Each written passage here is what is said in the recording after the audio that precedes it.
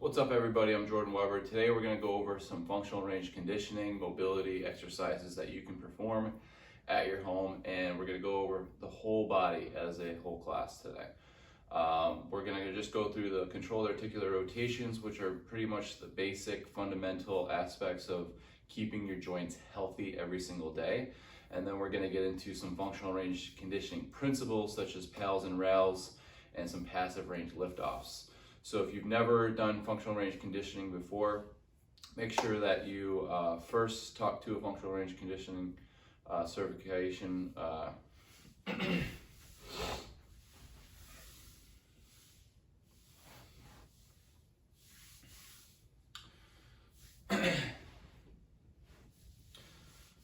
So to keep my body moving right, I like to perform a lot of functional range conditioning, mobility techniques or concepts. So what that means is that we put our body and our angles of our body into different ranges. And as you see here, in knee flexion, I'm also in plantar flexion of the ankles. So you can position yourself in different ways that help you set up different bases. And each base will also come along with different angles. And depending where you are in time and in space, if you have a wall, that usually helps. If you have a box, that usually helps. If you have any piece of equipment like a lacrosse ball or a yoga block, that's always going to help. But most of the time, we're not going to be around that equipment. And if we are not around that equipment, we need to be able to do things without equipment and not rely on anything. So I think it's really important to develop a routine or program that emphasizes no equipment as the root, and then adding equipment as you get more advanced, because you first need to talk to a functional range conditioning specialist that can really assess your joints and their capacities before going into any program like this or any other strength program, to really see where your limitations and strengths are in your ranges of motion. Then when you know that you have a functional body, you're able to do things a little bit better, right? You're able to move better, you'll be able to perform better, you'll be able to do your yoga, your dance, whatever you want to do. So lots of people get away from the fact that you have to take care of each joint separately, and you have to also utilize what we would call bioflow or tensegrity, in that we are always trying to expand the range of motion, but we're also completing the whole body as we do that. So what we're doing is we're not just focusing on this big toe here in extension, but we also want to make sure that, this leg is stiff, this leg, these hands are pressing into the ground. So we're going to build more neural drive when we perform some of our actions. So what we're trying to do here is really to negate the way we've been moving our whole entire lives, right? Sitting at dinner and lunch and breakfast, or riding in a car for an hour a day, or maybe it's sitting at a desk for hours a day. So think about all that time you spend in those positions, and understand that being in any one position is never a good thing. There is no one position that's better than the other. You have to be able to use and get into all positions as humans typically do. So as humans have evolved, and as we've transformed into Homo sapiens that can climb and crawl and push and pull and sprint and jog and do all these crazy things, we have to learn that it's really impossible for us to continue moving efficiently if we don't move efficiently, meaning that our exercises that we perform are usually movements that we've either made up, we've seen someone do, and now we're copying. We really don't know why we're doing what we're doing. For example, a lot of people like to do jumping jacks, everyone likes to do push-ups and pull-ups and squats and deadlifts and stuff like this. And those are all great patterns and great pathways and great producers of force, but you have to think that your body gets in more positions than just those positions. So yes, I think a push-up is functional. I perform push-ups. It's really important to be able to push yourself off the ground. I do perform deadlifts, one legs and on two legs, and it really just depends on the circumstance of why I'm doing deadlifts. I do pull-ups. I think that's a fundamental strength exercise. If you can't pull yourself up, I just imagine being on a mountain and not being able to pull myself up, how weak I would feel if I couldn't even save myself. So these are things that are not only functional for the human body to perform, like push-ups, pull-ups, and sit-ups and stuff like that, but we don't have to keep repeating them thinking that that's going to improve our mobility or our movement patterns. So our movement patterns are based on each joint. Each joint has a full range of motion. For example, each joint can trace a circle basically. And what that means is whether it's your toe or your foot or your kneecap or your hip or your shoulder or scapula or neck or spine, elbow and hands, they all depend on where they are in time and space and how much load is being applied and how much your body is concentrating on that movement. Now, if we concentrate on the movement and really think about the movement, we're gonna be able to create more neurons, more cells, more active fiber into those areas to create architectural change.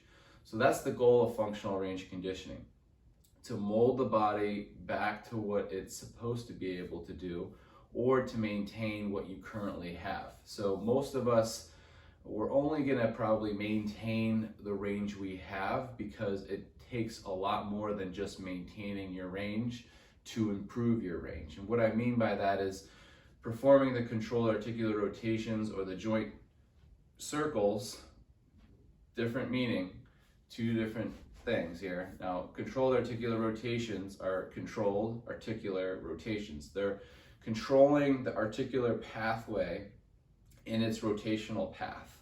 And what we're doing is we're putting our full glenohumeral joint here, for example, or our wrist, or our knee, or our ankle. What we're doing is we're putting it through its full range of motion.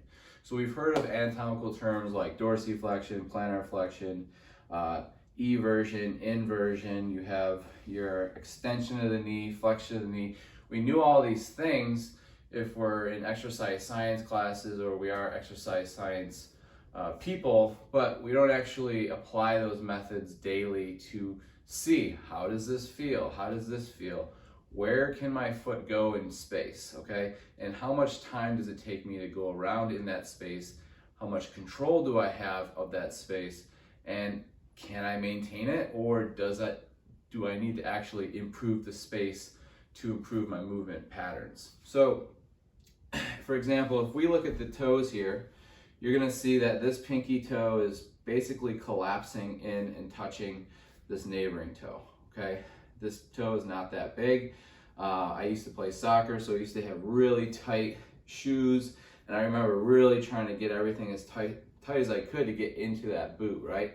And then also I used to wear a lot of shoes that would really compact my feet, and I never even thought about it. Now I'm thinking about, how do I at least maintain what I have now? Now I need to kind of create space. So for example, I want this pinky to move out a little bit from this toe, and I also want this big toe not to collapse outwardly, okay? So it's starting medially and it goes laterally, right? So what I want is I want this toe to go medially. How do I do that? How do I get this big toe to move medially? Well, one, it's not gonna happen in a day. Two, you have to be able to move and control what you already have. And then three, what you need to do is start putting those toes in those ranges and trying to create force in those ranges. So for example, here, I'm creating a little bit of space in between those two toes, and I'm trying to create space in between these two toes. So I'm trying to actively move that toe into that range as I try to actively move this pinky toe out of the other range. Now, I can only do so much when I'm sitting. Now let's see what happens when I stand up, which is a more normal thing for the feet, right? To be on 2 feet or 1 foot. So what we're gonna do here is I'm gonna do the same thing, but now I'm gonna squeeze my fists. I'm gonna do both toes at the same time. I'm gonna irradiate, and I'm really gonna try to separate that toe away from here. And I'll give you a side view that you can see here, okay? So I'm gonna try to open them up, doing the best I can to try to open them up, abduct those toes, right? Or adduct, so you might be trying to bring some inward and some out at the same time. So here we go, trying to get it away. There we go, if I go like that. And I'm trying to see if I can control the space in between the toes. Now I'm gonna try the right foot. The right foot's a little bit better. I have more control, probably because I'm right dominant, and the fact that most people that are right dominant tend to only use their right foot, right hand for a lot of things. So that's why you might see limitations in your whole left side. If you don't necessarily choose the left side first, then you're gonna be right side dominant. So for me, I always used to choose everything with my right leg. I used to like to kick with my right leg. I used to like to throw with my right arm.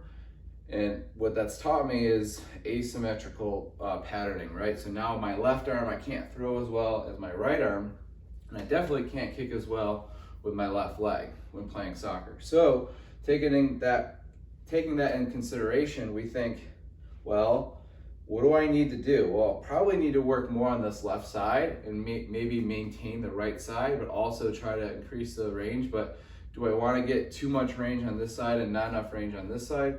So I want to try to equal it out. So I might just maintain this right side. And then on this side, I might focus more on this left side, this left shoulder, left hip, left foot. And guess what? All my problems are on my left side. So what I'm going to do here is bring both toes down and then try to separate the toes. What I'm doing here is I'm creating like an isometric load because I'm pressing the big toes down, which automatically causes me to embrace the ground with my heels, my midfoot, and my outer foot. And what I'm gonna do is also squeeze my quads, squeeze my hands, and also squeeze my abs here and chest, and really use that effort to try to separate the toes. Then I'm going to bring my small toes down, big toes up, holding it for about 10 seconds, and then big toe down, small toes up. And naturally you'll see those toes start to separate as you move them. So big toes down, small toes up, and then small toes go out, big toe goes up, hold, and then big toe down, small toes up, and trying to separate those toes. I definitely have more space on this side, as you see here. Okay, that's because I probably always preferred to move those toes more than my left for some reason, okay? Or maybe I was born like this. So, I mean, we really don't know what's going on. All we know is that we're trying to change tissue. We're trying to adapt to different loads here because we're not typically thinking about our feet when we move, right? We're not thinking about moving our toes when we move. The only time we can really think about our toes is when we're kind of sitting around with our socks off, right? So then we start moving our feet a little bit. But most of the time we have shoes on, we have socks on, and we're not moving our toes. Why is that important? Because we've really evolved to be able to use those toes. Those used to be huge, they used to have a huge impact on the way we lived. And it also probably reduced a lot of the risk and injuries of the limbs that precede it, right? So you have the knee, the ankle, the hip. And so what happens is if you don't have good balance with the toes, and if the toes aren't used to touching the ground and you're not used to using those muscles, one, you're gonna have less support because you'll have less balance. And two, you're gonna start relying on other joints to take care of that balance and load, which means that it's gonna start slowly progressing up the kinetic chain. And maybe it's not, maybe it's something irrelevant than that, okay? But we have to also think that why wouldn't the feet be the root of our balance? Why wouldn't the feet be the most important thing if you are bipedal? So, you know, if you have active range of your lower limbs, this is really important. If you don't have active range of your upper body, that's for a different video. And I have other upper body dominant mobility exercises that I can go over in a different video. But for today, if you're able to walk and you're able to perform, all the movements such as ankle plantar flexion, ankle dorsiflexion. You're able to evert when the foot goes out, that's eversion.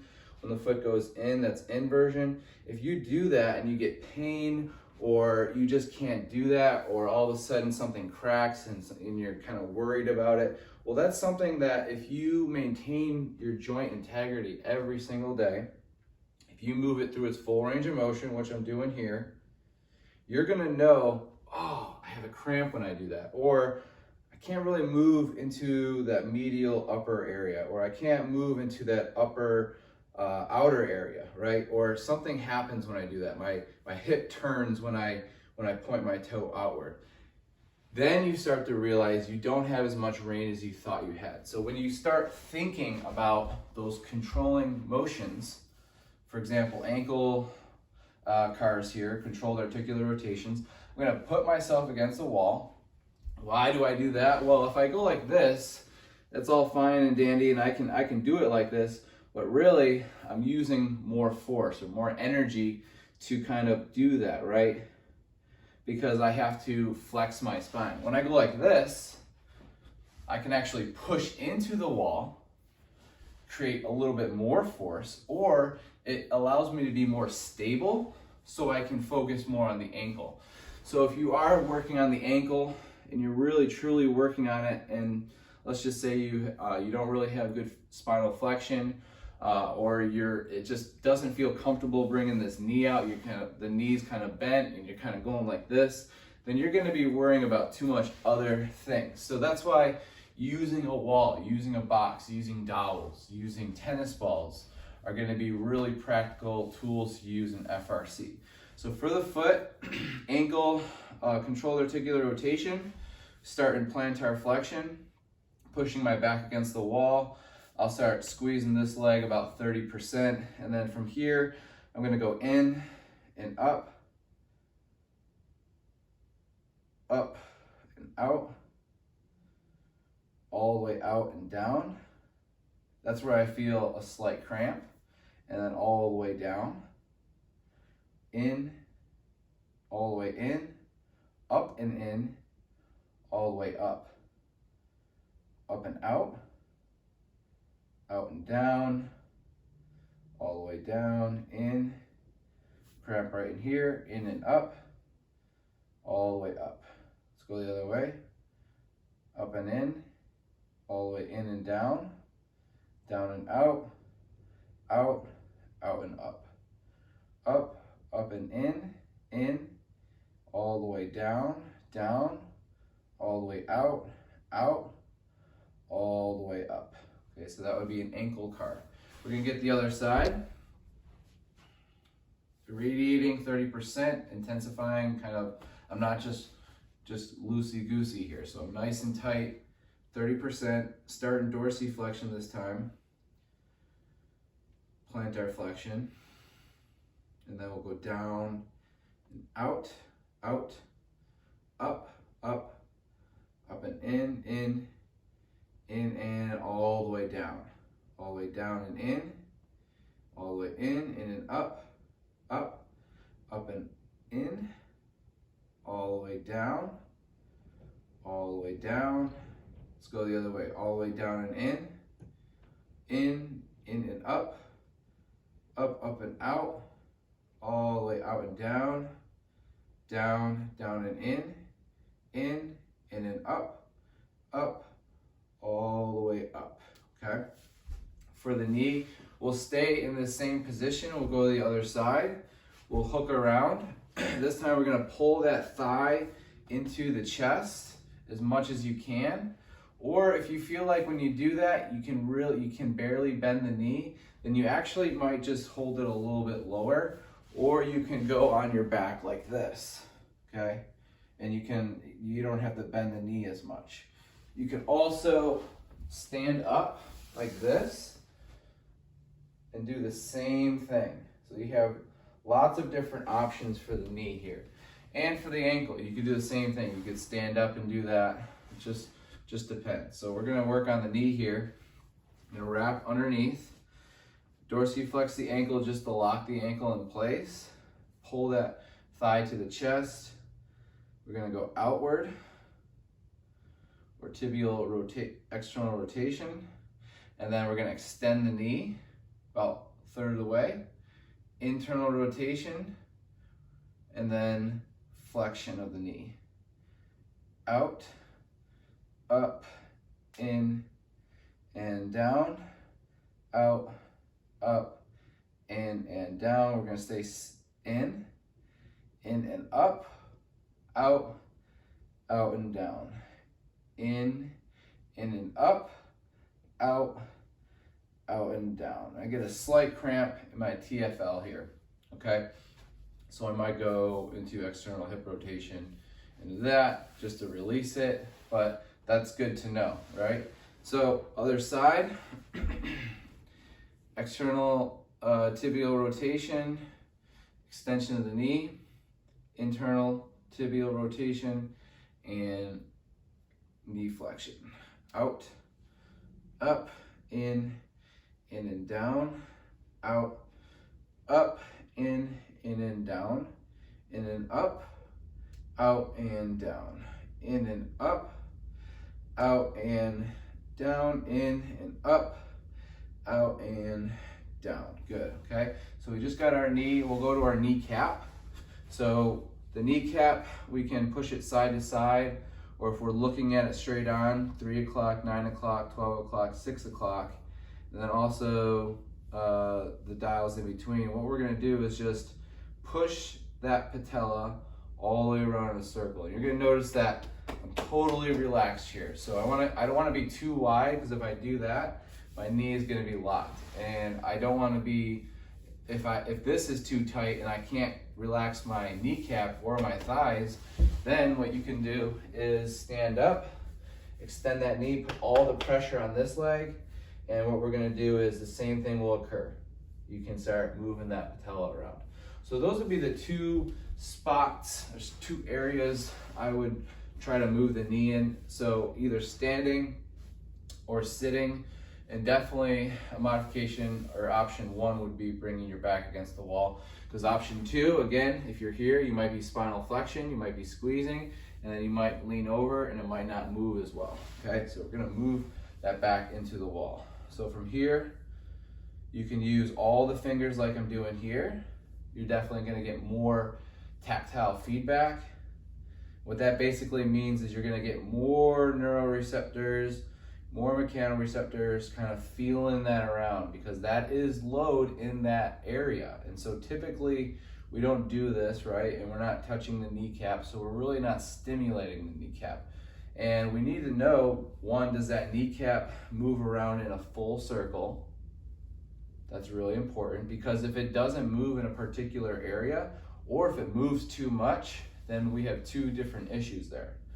Now, what you do if you have those issues is you work with a functional range conditioning specialist, one in your area, and that's something that you two decide on what you might want to do if that was the case, okay? So we're moving it around in 360 degrees. We'll move it the other way.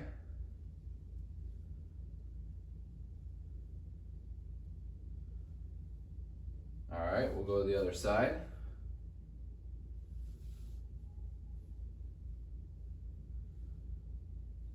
So I think it's really important to put all those fingers on it so it can feel the different ranges, but also have different types of load and more load while that's occurring, okay?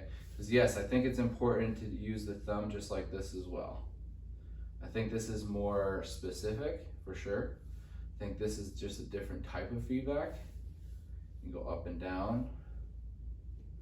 Just understanding, is there pain, is there not pain? I had kneecap surgery or patella surgery here. So right behind my kneecap, there's a little bit of tissue, and it kind of protects the knee from, you know, what it's supposed to protect it for, right? Impact. So what happened is there was a little piece of that cut out. It was kind of sticking out, and they just snipped it. So I don't know if that tissue has grown back. They said it wasn't going to.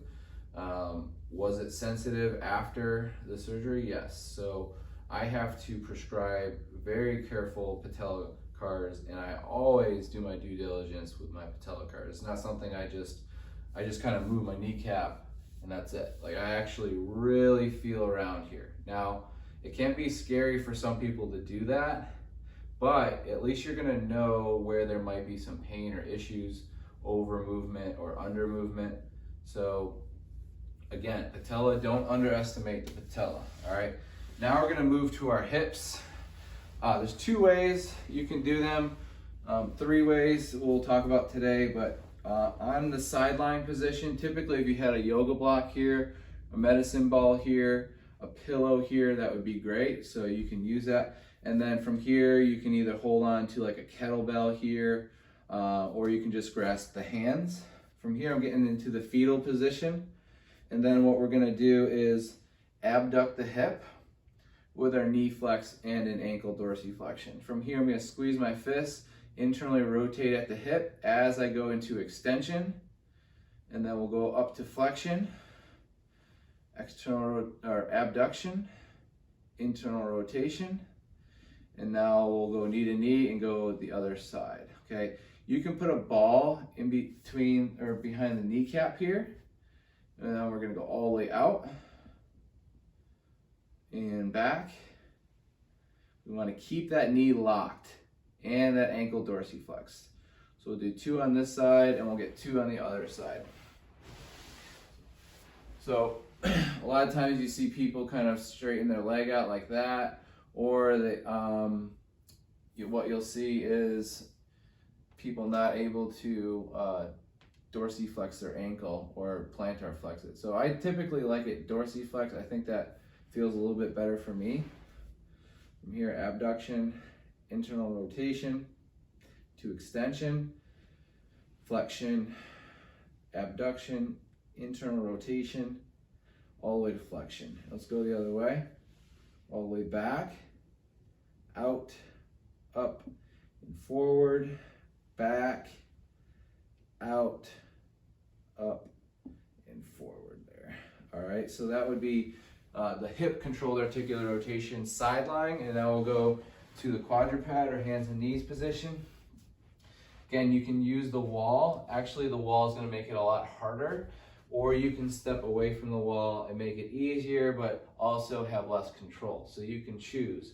Do I want less control or more control? So we'll try both. So without the wall, I'm going to try to bring my knee to my hip. For this one, you can put a yoga block on your back, and if it falls, then you're moving too much of your back. So from here, hip flexion, hip abduction, internal rotation, and flexion.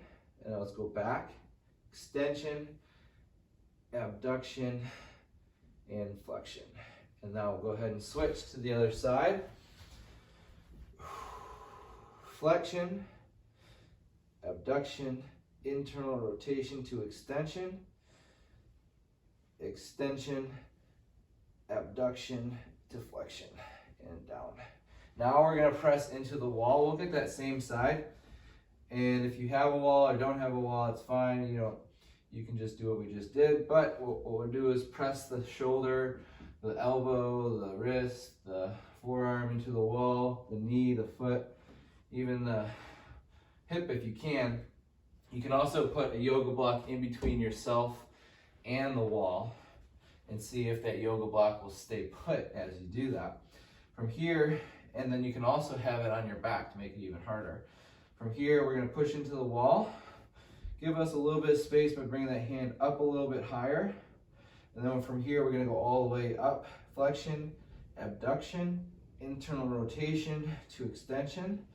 And now other way, extension, abduction, all the way to flexion. All right, switch side. Pressing the hand into the wall, knee into the wall. Here we go.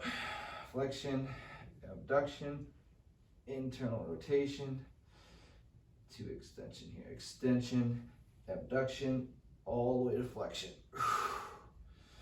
All right, so we just got our hip. You can also do the hip standing, just like this.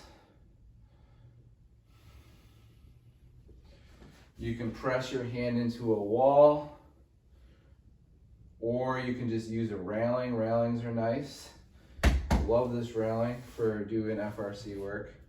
Now what we're gonna do is some elbow and wrist before we get to our back and our shoulders. So for our elbow, you can just extend your elbow and abduct your shoulders at about 90-degree angle here. From here, what we're gonna do is just flex the elbow like you're doing bicep curl and keep the hand in line with the wrist. So try not to flex your wrist, extend the wrist, pronate or try not to, pronate the wrist. So from here, flex. Now we're gonna pronate and then we're gonna extend. Supinate, flex, pronate, extend. Arms next to the side, same thing, supinate, palms facing forward. Gonna flex the elbow, pronate, and extend. Now really dig deep here, squeeze everything nice and tight. Flex, pronate, extend. Flex, supinate, extend. Flex, pronate, extend.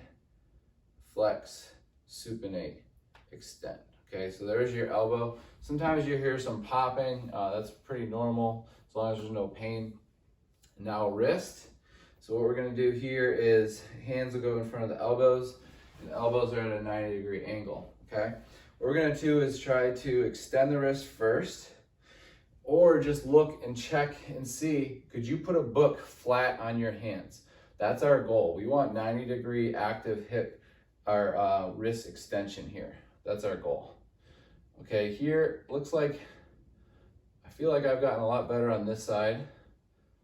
Okay, obviously I can use some work. Okay, so what we're gonna do is go into elbow flexion, 90 degrees, and then we're gonna squeeze everything, irradiate, extend the wrist down toward the ground, fingertips facing down, hold here. You might feel some cramping in here. You'll feel all the tissues on that anterior side of the arm here, right? So what we're gonna do is extend the wrist. Okay, we're gonna immediately rotate all the way to flexion. So now the fingertips are facing up, okay? So facing up, just like this. Again, we wanna have another 90-degree angle here, and we wanna see limited finger flexion. So we wanna flex those wrists, just like this. Then in, and now we're gonna flip those wrists down to extension. Out and up, in and down, out, up, in and down, in and up and out and down. All the way down and in and up and out and down. All right, so now we're gonna squeeze our fists. We're gonna just rotate at the wrist here. And now we're gonna rotate the other way. Noticing that you're gonna feel a little bit different feeling when you squeeze the fists. From here, we're gonna go pinky and thumb out into extension. It might be hard, you might start lifting the fingers away, okay? From here, extension, in, up, out and down, all the way down. Try to keep those pinkies and thumbs out. Now we're gonna go the other way, out, up, in and down, okay? Now we're gonna go with our pinky and thumb only, pressing our pinky into thumb, okay? And trying to extend those other fingers. Extend the wrist down, in, and then up and out and down, out and up and in and down. You can also get each finger one at a time, so you can create one circle with the thumb, Okay. And then go the other way.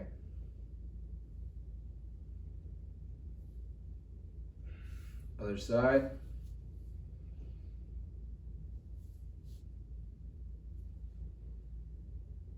Other way.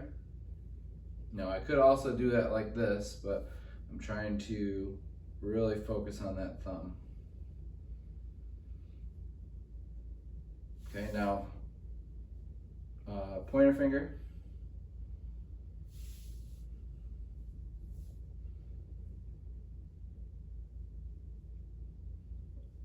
Just about 2 circles each way.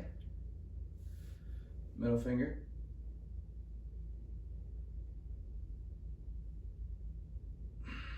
Ring finger.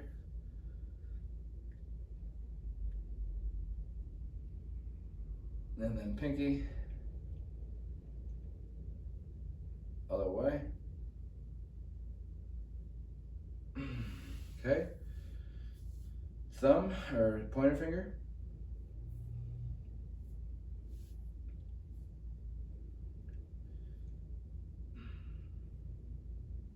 Middle.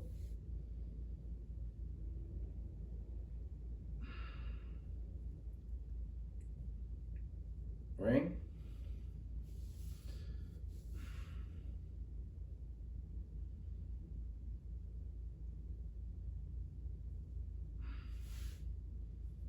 And now pinky.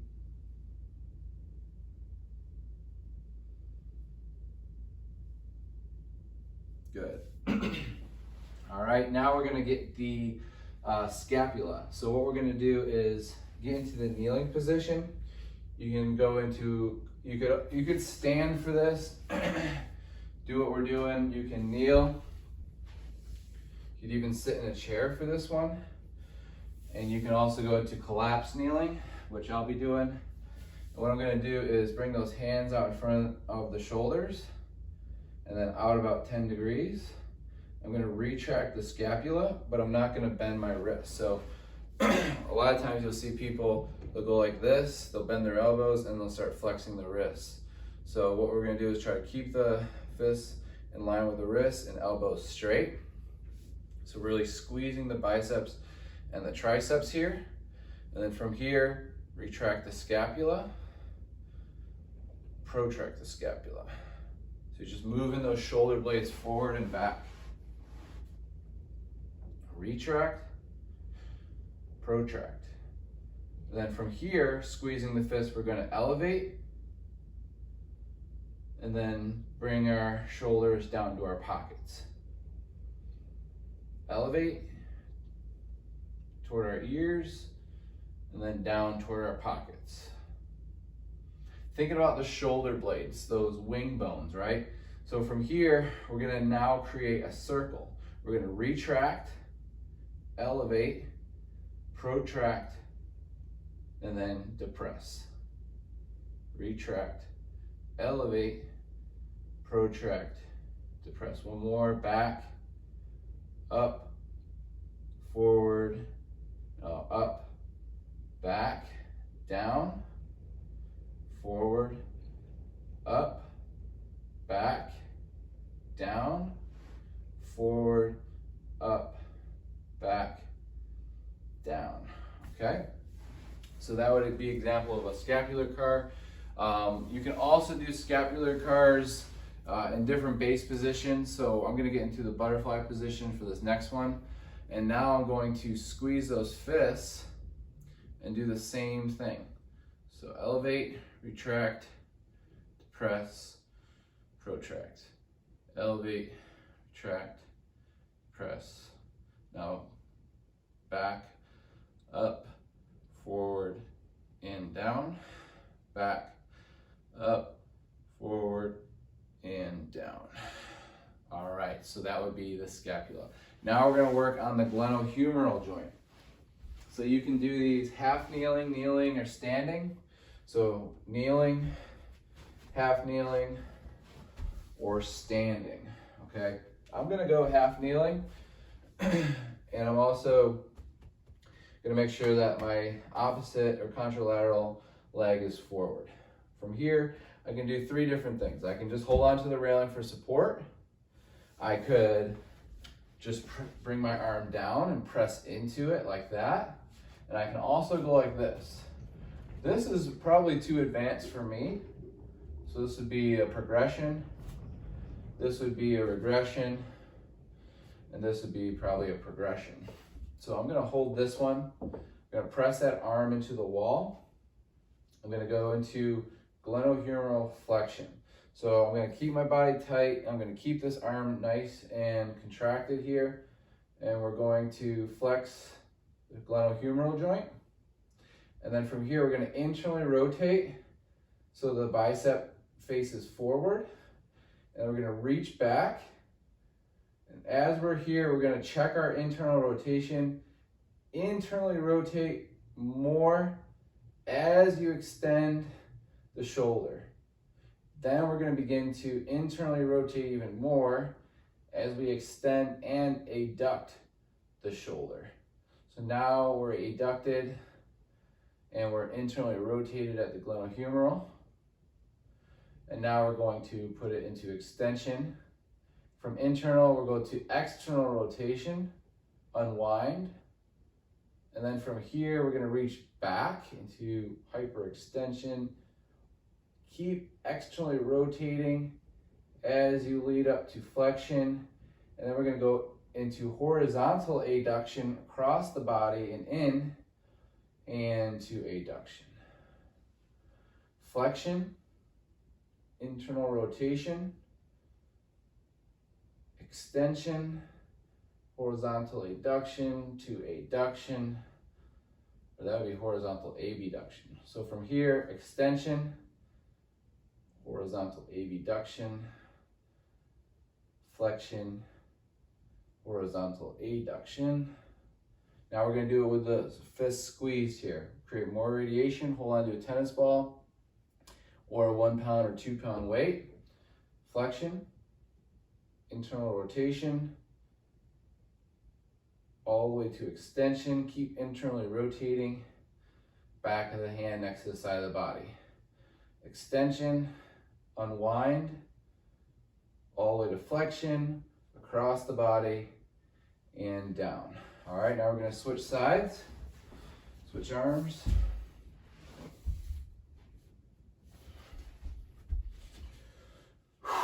Flexion, internal rotation, extension, back of the hand next to the side of the body. Extension, external rotation, flexion, adduction across the body. So flexion, horizontal adduction, flexion, internal rotation to extension to horizontal abduction, internal rotation, and adduction. Extension, horizontal abduction, all the way to flexion, all the way to horizontal adduction to adduction here. Squeeze the fists, flexion, internal rotation, horizontal abduction, shoulder extension, adduction. Shoulder extension, shoulder abduction or horizontal abduction, external rotation, flexion, horizontal adduction, adduction. That's the glenohumeral joint. You can do that in a lot of different ways, standing, with weights, with wrist weights as well. Now we're gonna get the thoracic spine and lower back. So what we're gonna do is start with the thoracic upper back. So you have your cervical spine, starts at the base of the neck, and it goes down about 7 different vertebrae. And then T1 starts about right here and goes to about right here. So the space in between my 2 fingers here is around the range of my thoracic back. And we're gonna try to not use the lower back or the cervical to create these motions. So it's gonna look like this. So I'm gonna go into flexion, rotation, lateral flexion to extension, lateral flexion just like that. Noticing that I'm trying to move around the lower back with the upper back. So really controlling for thoracic rotation, flexion and extension and lateral flexion, okay? So we're gonna go ahead and get into the kneeling position like this, collapsed, uncollapsed, or you can do this standing just like this. Now, if you're doing this standing, you might wanna have your back against a wall so that you know that you're not cheating and moving around. If you're in the uncollapsed kneeling position, you might move your hips a little bit more. And if you're in the collapsed kneeling position, you're gonna have probably a little bit more control. If you don't have the knee capacity, you can progress or regress. So from here, we're gonna cross our hands across the body, give ourselves a hug, really try to press this forearm into the other forearm. I'm really trying to grip onto my traps and shoulders. I'm going to flex first, the thoracic spine down. I don't need to go up and down with my neck. I'm trying to keep my neck pretty neutral or just tucked in here. So from here, flexion, rotation, lateral flexion, extension, lateral flexion, rotation, flex down. One more, rotate, lateral flexion, extension, lateral flexion, rotation, flex down. Let's go the other way, rotate, lateral flexion, extension, lateral flexion, rotation, flex down. All the way to the other side, rotate, bend into that side, shoulder to the hip, extend back, shoulder to the other hip, rotate, and then flex down, okay? So that would be a thoracic controlled articular rotation. Feels pretty good. Now we're gonna go to cat camel or cat cow, whatever you like to call it. Hands are a little bit wider, knees are underneath the hips. From here, I'm gonna round the back and tuck the chin. Breathe, take a couple inhales and exhales.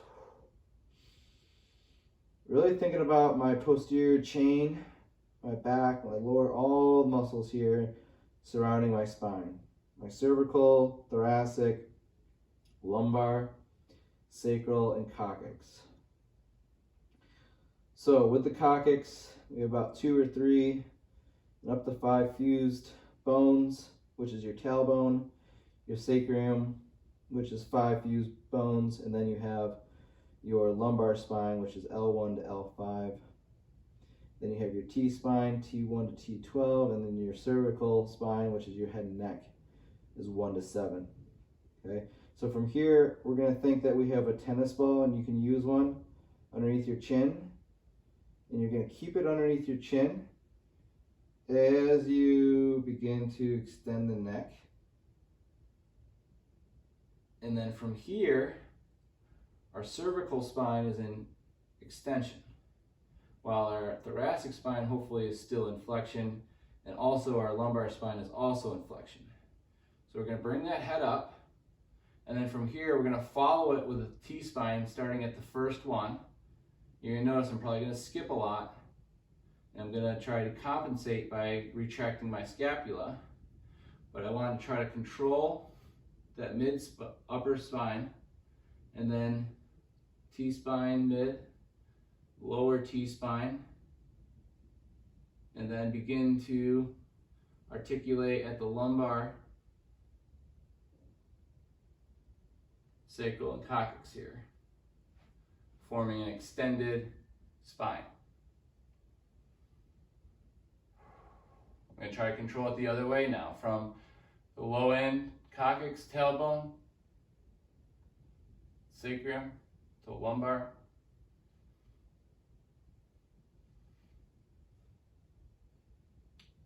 T12 to 11, all the way, T1, and then C7, 6, 5, 4, 3, 2, 1.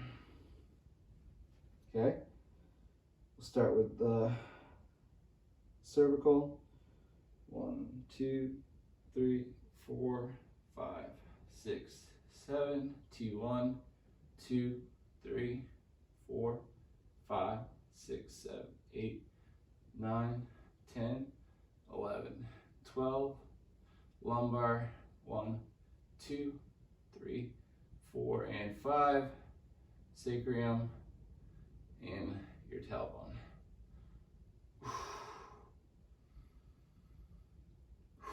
Now let's go the other way, low back to upper back.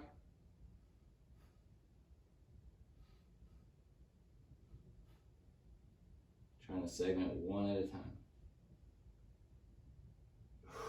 Okay, you can also figure out what part of the spine doesn't segment and pinpoint, have somebody look at your spine. I'm sure you could probably pinpoint where I'm skipping vertebrae. And what you do is you pinpoint, let's just say the back is like this, you're in a rounded position, and you start to extend, and you notice that I'm skipping some lumbar vertebrae. All right, now what I would do is put a pencil or some type of stimulus underneath my back that I can feel, and I would try to push my back into the stimulus and then away from the stimulus where that position is, and then try to segment that particular area of the spine in order to gain that control back so I can segment my spine. And if my spine doesn't segment, then I put too much load on certain areas of the spine and you're more prone to back injuries. So that's why if each individual vertebrae does its job, the tensegrity of the model of the spine is going to compress all together and apart. Now, if you have one area of the spine that's taking most of the load most of the time, because of that, the order of your spine, then what's going to happen is you're going to be more likely to get injured there. So that's why you want to have control of each segment of the spine. Okay, now we'll lead to the neck. So I'm going to get into the collapsed kneeling. You can do this kneeling or standing or seated in a chair. I'm going to squeeze my fist. I'm going to flex down, rotate, scrape the chin across the collarbone, look over the shoulder, bend into the side, extend back, looking up and back, look over the other shoulder, look toward the opposite wall, look over the shoulder, flex down, and then scrape the chin across the collarbone, one rotation. Other way, rotate, bend, extend, bend, rotate, and flex down. Let's go the other way. Flexion, rotate, bend, extend, bend into the other side, rotate, flex down. One more. Rotate, bend, extend, bend into the other side, rotate, and flex down. So that would be the cervical spine. We got the thoracic spine. We got the lumbar with the segmental spine.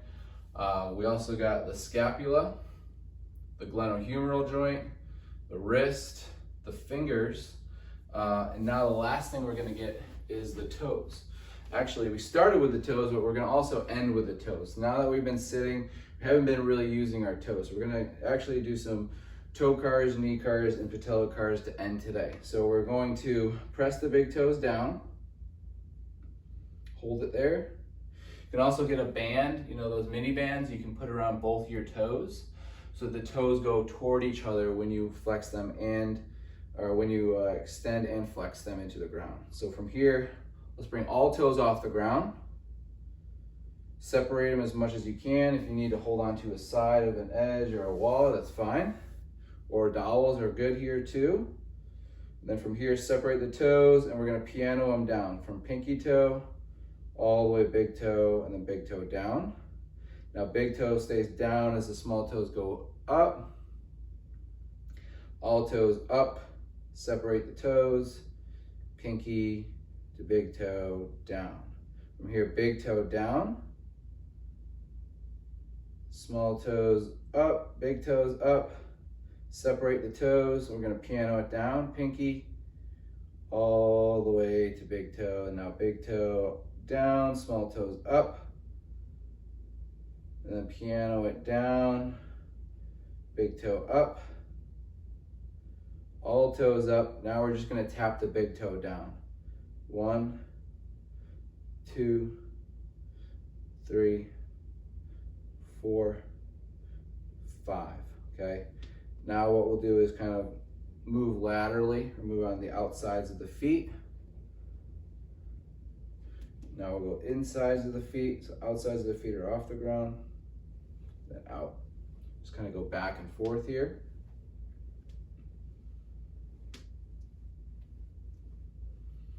Okay, and now that was it. That was basically the full body.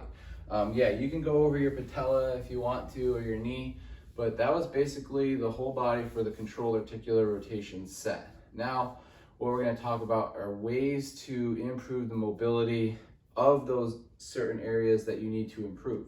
For example, if you're trying to work on your ankle, why would you need to be able to work on your ankle? Well, for instance, if you squat and your ankles or your heels come off the ground because you don't have the mobility in your ankle to dorsiflex, then you might want to begin focusing on dorsiflexion. And so what we would do is stretch in dorsiflexion first, okay? Or what you can do is face a wall and just bring the knee toward the wall, okay? And that's what's going to show you how much dorsiflexion you have. And what you can do is you can measure your foot from the wall and see when it starts to come off the ground, and then have one area in your house where you can actually assess your range. Now, if you feel like you need more range in this area, what you can do is stretch in this area, hold here for about 2 minutes. You can use the wall as support here, okay? And what you'll do is you'll stretch for about 2 minutes, diaphragmatically breathe, inhale for 4,